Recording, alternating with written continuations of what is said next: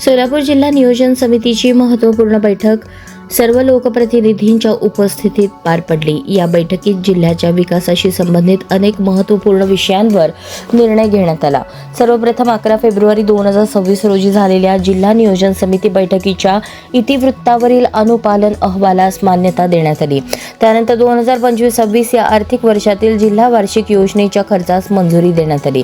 यामध्ये सर्वसाधारण योजनेअंतर्गत 783 कोटी, अनुसूचित जाती उपयोजनेअंतर्गत 147 कोटी आणि आदिवासी क्षेत्राबाहेरील उपयोजनेअंतर्गत 5.44 कोटी पैकी 5.43 कोटी खर्च करण्यात आला। अशा प्रकारे एकूण 935.44 कोटींपैकी 935.43 कोटींचा म्हणजे जवळपास 100% निधी खर्च करण्यात आल्याची नोंद घेऊन मंजुरी देण्यात आली।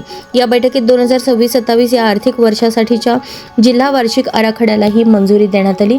प्रारंभी राज्य शासनाने 693.90 कोटींची निधी मर्यादा निश्चित केली होती। त्यानंतर नागरी भागातील विकास कामांसाठी 80.26 कोटींचा अतिरिक्त निधी तसेच अक्कलकोट व सांगोला या आकांक्षित तालुक्यांसाठी 10 कोटींची विशेष तरतूद मंजूर करण्यात आली। त्यामुळे सोलापूर जिल्ह्याचा अंतिम नियतव्यय 842 कोटींवर निश्चित करण्यात आला। याशिवाय राखीव योजनांसाठी एकूण 182.60 कोटींची तरतूद करण्यात आली।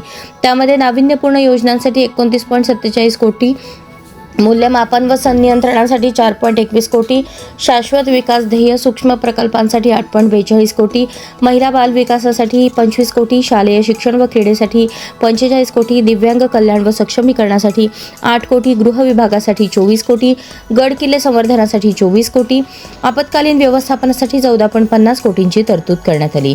या निर्णयांमुळे महिला व बाल विकास, शिक्षण, क्रीडा, दिव्यांग कल्याण, नागरी सुविधा, गड किल्ल्यांचे संवर्धन, आपत्कालीन व्यवस्थापन आणि पायाभूत विकास कामांना मोठी गती मिळणार असून सोलापूर जिल्ह्याच्या सर्वांगीण आणि संतुलित विकासासाठी 842 कोटींचा हा आराखडा महत्त्वपूर्ण ठरणार आहे।